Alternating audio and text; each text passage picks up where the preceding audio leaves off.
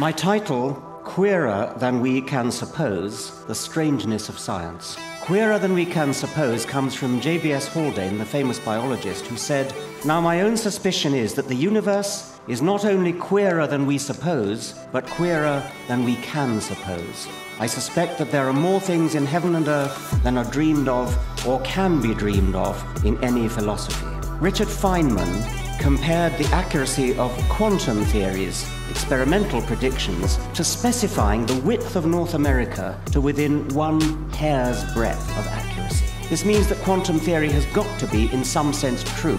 Yet the assumptions that quantum theory needs to make in order to deliver those predictions are so mysterious that even Feynman himself was moved to remark, "If you think you understand quantum theory, you don't understand quantum theory." It's so queer that physicists resort to one or another paradoxical interpretation of it. David Deutsch, who's talking here, in The Fabric of Reality, embraces the many worlds interpretation of quantum theory, because the worst that you can say about it is that it's preposterously wasteful. It postulates a vast and rapidly growing number of universes existing in parallel, mutually undetectable, except through the narrow porthole of quantum mechanical experiments. And that's Richard Feynman. The biologist Lewis Wolpert believes that the queerness of modern physics is just an extreme example. Science, as opposed to technology, does violence to common sense.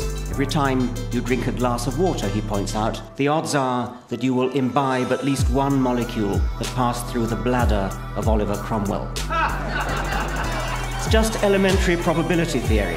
The number of molecules per glassful is hugely greater than the number of glassfuls or bladdersful in the world. And of course, there's nothing special about Cromwell or bladders. You have just breathed in a nitrogen atom that passed through the right lung of the third iguanodon to the left of the tall cycad tree. Queerer than we can suppose.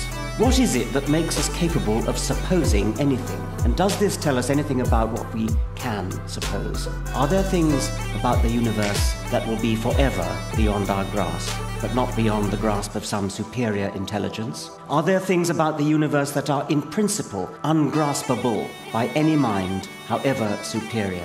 The history of science has been one long series of violent brainstorms as successive generations have come to terms with increasing levels of queerness in the universe. We're now so used to the idea that the Earth spins rather than the sun moves across the sky, it's hard for us to realize what a shattering mental revolution that must have been. After all, it seems obvious that the Earth is large and motionless, the sun small and mobile, but it's worth recalling Wittgenstein's remark on the subject.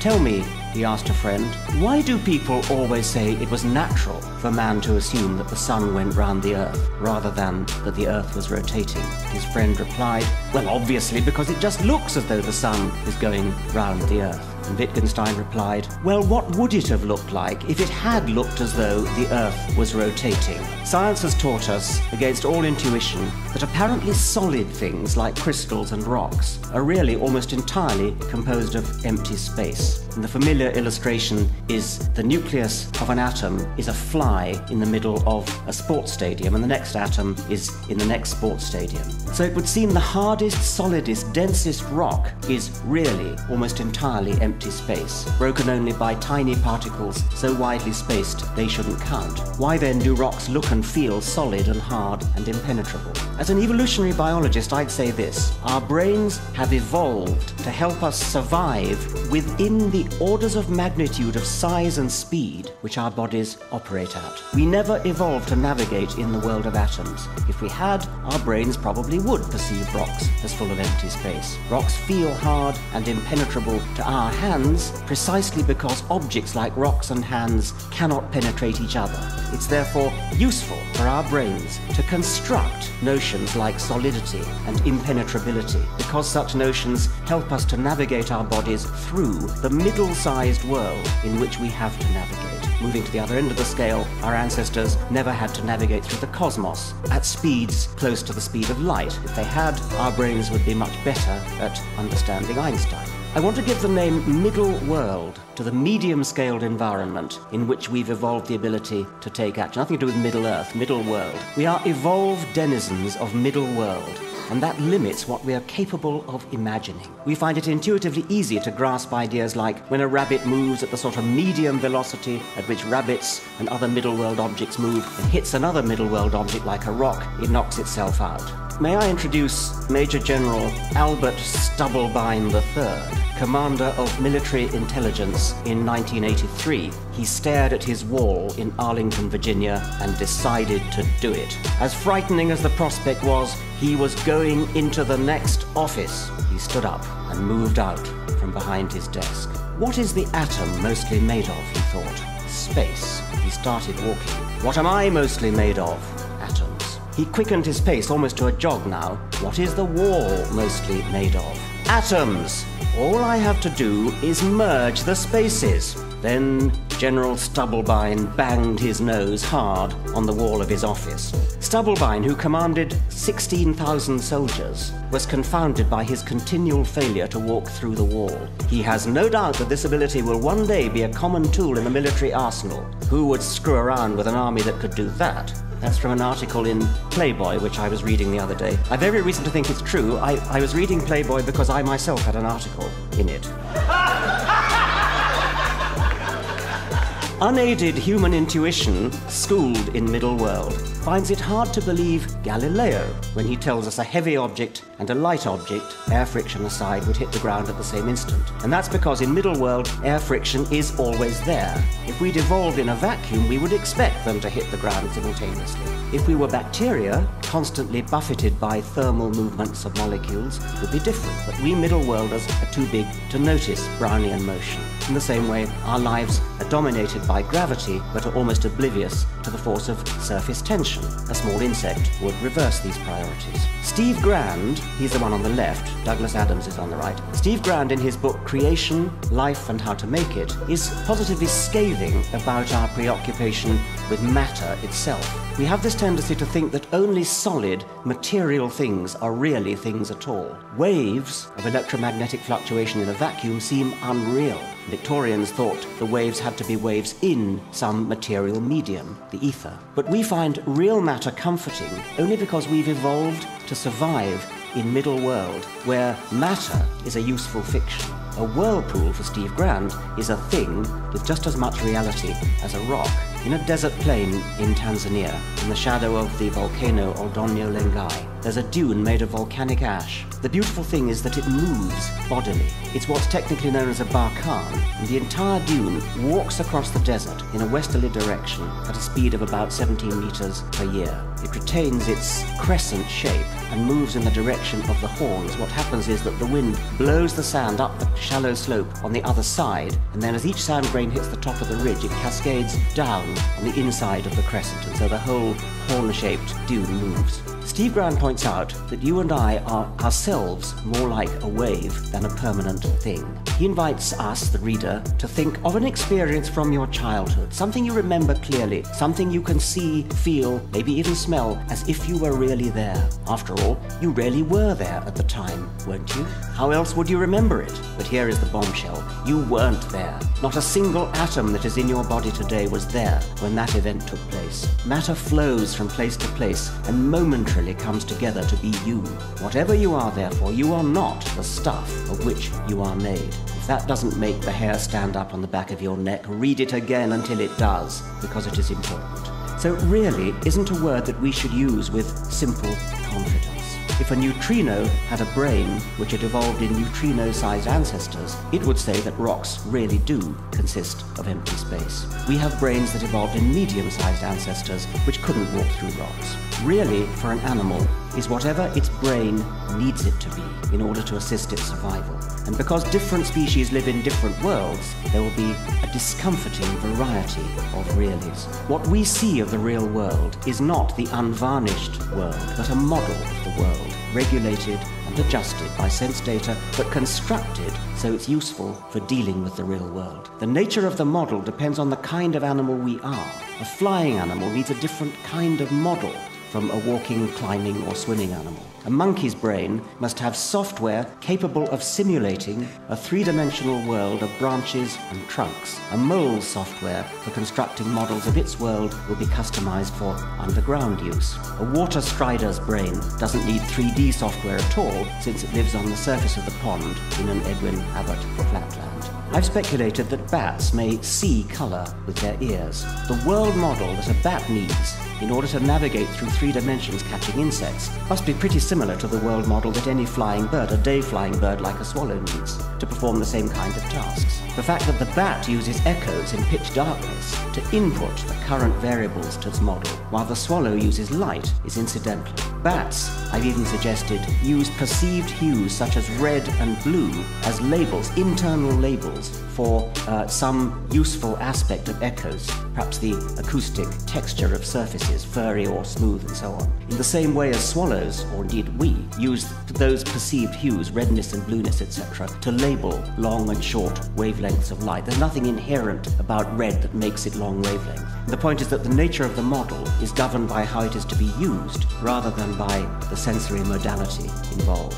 JBS Haldane himself had something to say about animals whose world is dominated by smell.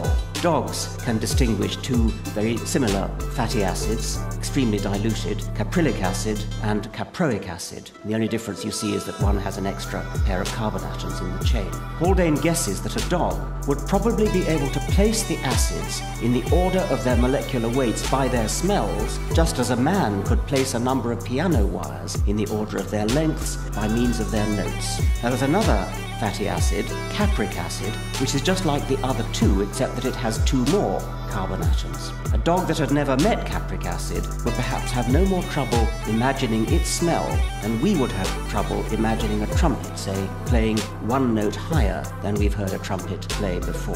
Perhaps dogs and rhinos and other smell-oriented animals smell in colour, and the argument would be exactly the same as for the bats. Middle world, the range of sizes and speeds which we have evolved to feel intuitively comfortable with, is a bit like the narrow range of the electromagnetic spectrum that we see as light of various colours. We're blind to all frequencies outside that unless we use instruments to help us. Middle world is the narrow range of reality which we judge to be normal, as opposed to the queerness of the very small, the very large, and the very fast. We could make a similar scale of improbabilities. Nothing is totally impossible. Miracles are just events that are extremely improbable. A marble statue could wave its hand at us. The atoms that make up its crystalline structure are all vibrating back and forth anyway. Because there are so many of them, and because there's no agreement among them in their preferred direction of movement, the marble, as we see it in Middle World, stays rock steady. But the atoms in the hand could all just happen to move the same way at the same time. And again, in this case, the hand would move and we'd see it waving at us in Middle World. The odds against it, of course, are so great that if you set out writing zeros at the time of the origin of the universe, you still would not have written enough zeros to this day. Evolution in Middle World has not equipped us to handle very improbable events. We don't live long enough. In the vastness of astronomical space and geological time, that which seems impossible in Middle World might turn out to be inevitable. One way to think about that is by counting planets. We don't know how many planets there are in the universe, but a good estimate is about 10 to the 20 or 100 billion billion. And that gives us a nice way to express our estimate of life's improbability. We could make some sort of landmark points along a spectrum of improbability, which might look like the electromagnetic spectrum we just looked at. If life has arisen only once on any, if life could originate once per planet, could be extremely common. Or it could originate once per star, or once per galaxy, or maybe only once in the entire universe, in which case it would have to be here. And somewhere up there would be the chance that a frog would turn into a prince and similar magical things like that. If life has arisen on only one planet in the entire universe, that planet has to be our planet, because here we are talking about it. And that means that if we want to avail ourselves of it, we're allowed to postulate chemical events in the origin of life which have a probability as low as 1 in 100 billion billion. I don't think we shall have to avail ourselves of that, because I suspect that life is quite common in the universe. And when I say quite common, it could still be so rare that no one island of life ever encounters another, which is a sad thought. How shall we interpret queerer than we can suppose? queerer than can in principle be supposed, or just queerer than we can suppose, given the limitations of our brain's evolutionary apprenticeship in middle world? Could we, by training and practice, emancipate ourselves from middle world and achieve some sort of intuitive, as well as mathematical, understanding of the very small and the very large? I genuinely don't know the answer. I wonder whether we might help ourselves to understand, say, quantum theory, if we brought up children to play computer games beginning in early childhood, which had a sort of make-believe world of balls going through two slits on a screen, a world in which the strange goings-on of quantum mechanics were enlarged by the computer's make-believe so that they became familiar on the middle world scale of the screen. And similarly, a relativistic computer game in which objects on the screen manifest the Lorentz contraction and so on, to try to get ourselves into the way of thinking, get children into the way of thinking about it. I want to end by applying the idea of middle world to our perceptions of each other. Most scientists today subscribe to a mechanistic view of the mind, where the way we are, because our brains are wired up as they are, our hormones are the way they are. We'd be different, our characters would be different, if our neuroanatomy and our physiological chemistry were different. But we scientists are inconsistent. If we were consistent, our response to a misbehaving person like a child murderer should be something like, this unit has a faulty component, it needs repairing. That's not what we say. What we say, and I include the most austerely mechanistic among us, which is probably me, what we say is, vile monster, prison is too good for you. Or worse, we seek revenge, in all probability, thereby triggering the next phase in an escalating cycle of counter-revenge, which we see, of course, all over the world today. In short, when we're thinking like academics, we regard people as elaborate and complicated machines like computers or cars. But when we revert to being human, we behave more like Basil Fawlty. We remember thrashed his car to teach it a lesson when it wouldn't start on gourmet night. The reason we personify things like cars and computers is that just as monkeys live in an arboreal world and moles live in an underground world and water striders live in a surface tension-dominated flatland, we live in a social world. We swim through a sea of people, a social version of middle world. We are evolved to second-guess the behavior of others by becoming brilliant, intuitive psychologists. Treating people as machines may be scientifically and philosophically accurate, but it's a cumbersome waste of time if you want to guess what this person is going to do next. The economically useful way to model a person is to treat him as a purposeful, goal-seeking agent with pleasures and pains, desires and intentions, guilt, blameworthiness. Personification and the imputing of intentional purpose is such a brilliantly successful way to model humans, it's hardly surprising the same modeling software often seizes control when we're trying to think about entities for which it's not appropriate, like Basil Fawlty with his car, or like millions of deluded people with the universe as a whole. If the universe is queerer than we can suppose, is it just because we've been naturally selected to suppose only what we needed to suppose in order to survive in the Pleistocene of Africa? Or are our brains so versatile and expandable that we can train ourselves to break out of the box of our evolution? Or finally, are there some things in the universe so queer that no philosophy of beings, however godlike, could dream them? Thank you very much.